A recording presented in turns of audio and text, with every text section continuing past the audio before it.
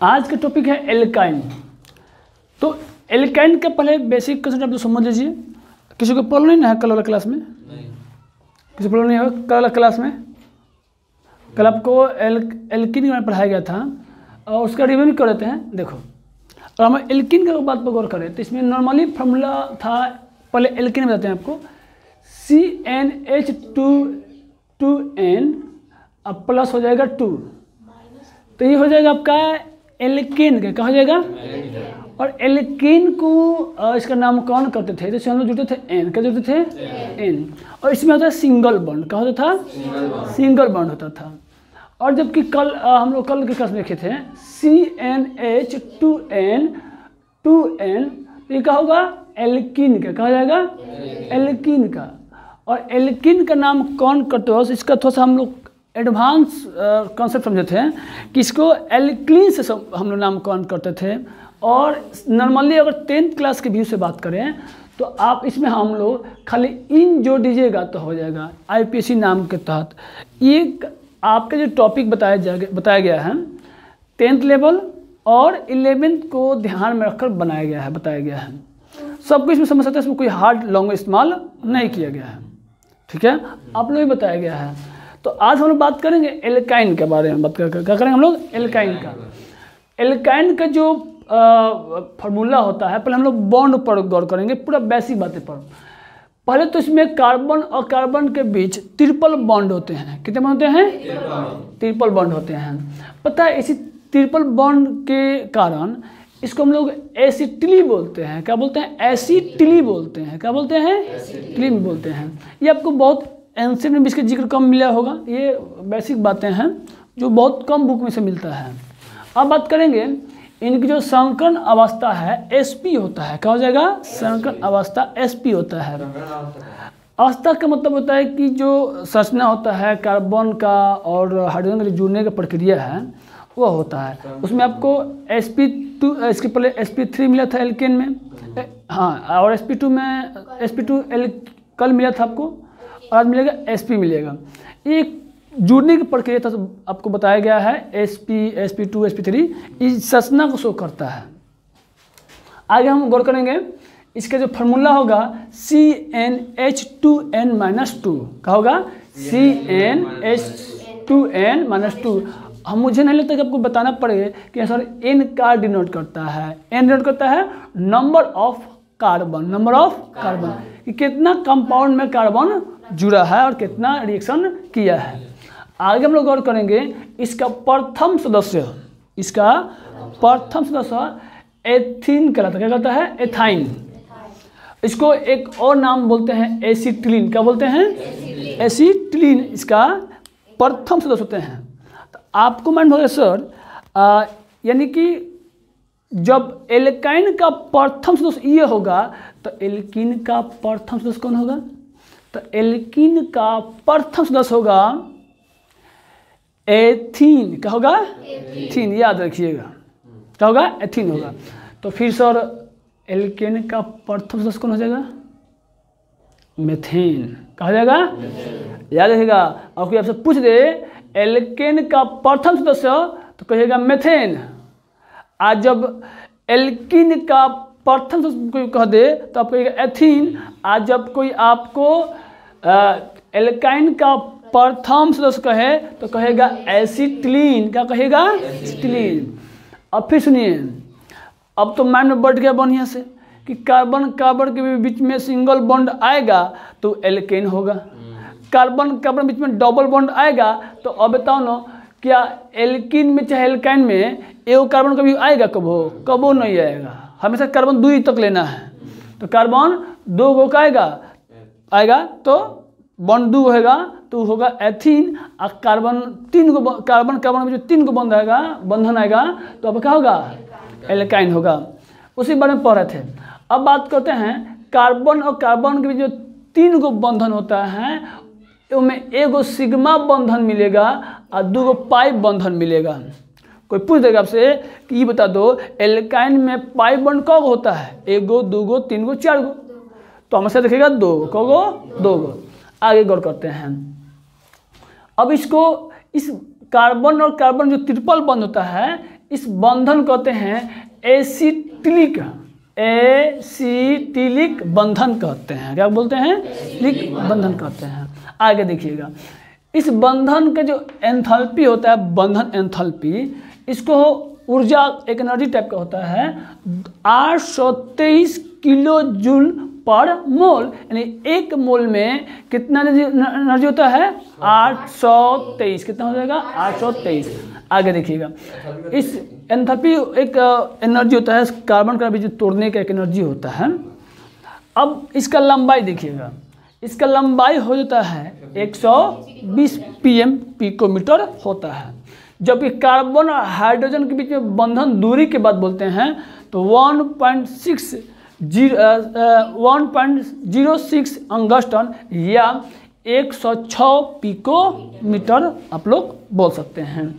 ये सिंपली भाषा में है, इसमें कुछ ज़्यादा आपको कुछ तोड़-मोड़ नहीं किया गया है, और इसमें कोई आपको टॉपिक बाउंस भी नहीं मानना चाहिए। आगे बढ़ा जाए, आगे देखिए, आगे यहाँ तक हम लोग बात करें नामकरण। मैं आप लोग हमें सबको लोग 2 नामकरण पढ़ाए लोग, हम आपको 3 नामकरण के तहत समझाने चलेंगे।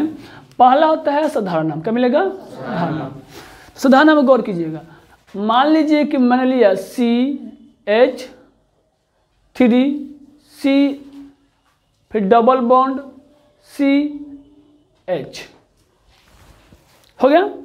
साधारण नाम होता है कि सिंपली आप नाम लेकर इसको हम लोग बना सकते हैं। मान लीजिए कार्बन 1 2 3, कार्बन 3 है तो कार्बन 3 को आप लोग यहाँ बोल सकते हैं। मान लो कि यहाँ पर ट्रिपल बॉन्ड आ गया। अब देखो एक चीज़ और हम लोग कन्फ्यूज होते हैं, ऐसा बहुत लड़का लड़की होता है ना कि बंधन माने सब जगह ढूंढता है। किसी भी कंपाउंड में आपको सिर्फ एक ही बंधन देखना होगा कि ट्रिपल बॉन्ड कहाँ है, डबल बॉन्ड कहाँ है, आसानी से इस कंपाउंड को बना सकते हैं। अब देखिएगा, मान लो कार्बन 3 है तो 3 को तो मालूम है, क्या बोलते हैं? बहुत बड़े, क्या बोलते हैं? प्रोप। इसको हम लोग बोलते हैं प्रोप। अब देखो, अब यहाँ पे आयन है, प्रोप है तो जोड़ देंगे आयन। क्या जोड़ देंगे? आयन। तो ये हो जाएगा प्रोपाइन। क्या हो जाएगा? प्रोपाइन।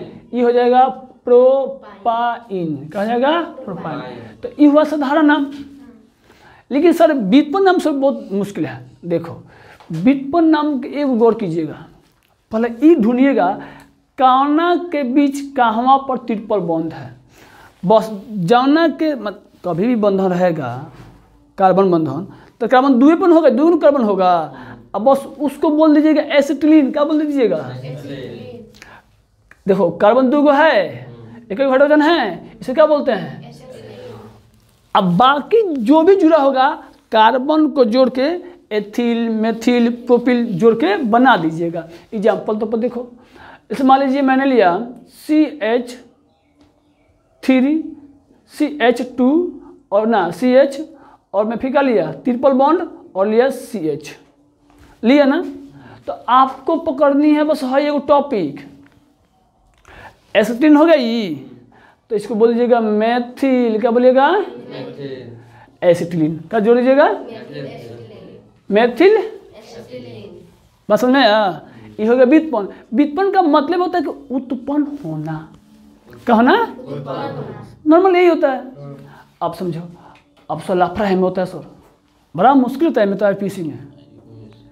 अभी को लड़का पूछ दे कोनो लड़का से, ऐसे तो तुम सबको मालूम है, ऐसे बहुत लड़का लड़की मिलेगा इसको IUPAC का बुझेबे ना कहला तो बुझा तोरा?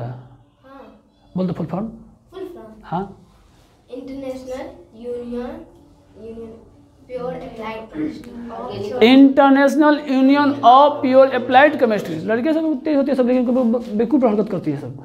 अब यहाँ पर गौर कीजिए, अब यहाँ पर जो टॉपिक आपका इसका नामकरण कीजिएगा तो देखिएगा कार्बन की संख्या ढूंढिएगा। ढूंढिएगा, हम इसी को बनाते हैं। देखो इसी को बनाते हैं तो देखो 1 2 3, जहाँ से बंधन होगा उसे गिनिएगा। 1 2 3 गिनेंगे तो ये आपको हो जाएंगे। तो जो जिस कार्बन पर आपका मिलेगा बंधन तो उसको गिनिएगा। यहाँ से मान लीजिए कि आपका हो गया मेथिल। का हो जाएगा मैथिल नहीं, सिंपल ही चलते हैं। कार्बन का एक गो, दो गो, तीन गो है ना, इसको बोलेंगे प्रोप। क्या बोलेंगे? प्रोप बोल दिए। और कार्बन एक ही पन्ना है ना, कार्बन एक ही पन्ना है जी, तो 1 क्या कर दीजिएगा? आइन। क्या कर दीजिएगा? आइन। हो गया। यानी कि आइन किस पर है? मतलब कार्बन एक ही पन्ना जी है, ये बंधन है। आज जिस पर होगा ना बंधन उसी पर करते हैं। नहीं क्या करेंगे? एल जोड़ नंबर, एल का जोड़ नंबर, और क्या दीजिएगा? आइन। क्या जोड़ दीजिएगा? आइन। एल का मतलब कार्बन की संख्या। कौना नंबर पर ट्रिपल बॉन्ड है? कौना नंबर पर? वहां पर आप इसको लिख दीजिएगा। उधर से लेंगे तो 2 नंबर पे है, तो इधर का नजदीक सुन लीजिएगा। हमेशा नामकरण का नियम है कि बंधन मूलक, केस मूलक नजदीक देखा जाता है। तो वही तो आप किए हैं, बात समझ कि नहीं तक ले, किसी को दिक्कत नहीं है। अब चलो इसका भौतिक गुण देख लीजिए। इसमें किसी को दिक्कत नामकरण करने में? इसका भौतिक गुण देख लीजिए। कार्बन 1 से लेकर 4 तक वो गैस अवस्था में रहता है। क्या रहता है? 5 से 15 तक आएगा तुम्हारा द्रव अवस्था। क्या आएगा? उससे अधिक आगे मिले कार्बन वो ठोस अवस्था। क्या होगा? अधिकतम गैस अवस्था में, गैस में रहेगा। 1 से 4 तक जो भी इस कंपाउंड में बनेगा ना वो गैस अवस्था में रहेगा। ठीक है। 5 से 15 14 तक द्रव अवस्था में। कैसी अवस्था में?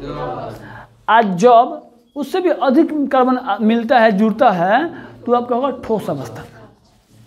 आप समझो, ये जितने होते एल्कीन होते हैं जल में अविलय होते हैं। क्या हो जाएंगे? आप भौतिक गुण पढ़ रहे हैं, जल में क्या हो जाएंगे? अविलय। लेकिन गौर कीजिएगा, कुछ एसीटोन में एल्कोहल में क्या होते हैं? विलय। जल में अविलय और एसीटोन में और एल्कोहल में क्या चीज? विलय। अब देखिए एसिटिलीन में जो गंध होता है, गंध होता है स्मेल, जो स्मेल होता है वो लहसुन जैसा होता है। कैसा होता है? पता काहे होता है? कई गंदगी कारण क्या होता है तुम्हारा? स्मेल होता है ये। लेकिन जब इसको शुद्ध निकालिएगा, शुद्ध एसिटिलीन, तो वो आपको पता है इसमें कैसे होगा? मधुर होगा, एकदम स्वीट होगा, बहुत अच्छा महक होता है इसका होता है। सही कहा था एसिलिन, एसिटिलीन, सॉरी एसिटिलीन, एसिटिलीन होगा जी, गलती है। यहाँ पे एसिटिलीन होगा। क्या होगा? एसिटिलीन, गलती था यहाँ पे। क्या होगा? एसिटिलीन, ऐसे गलती था यहाँ पे।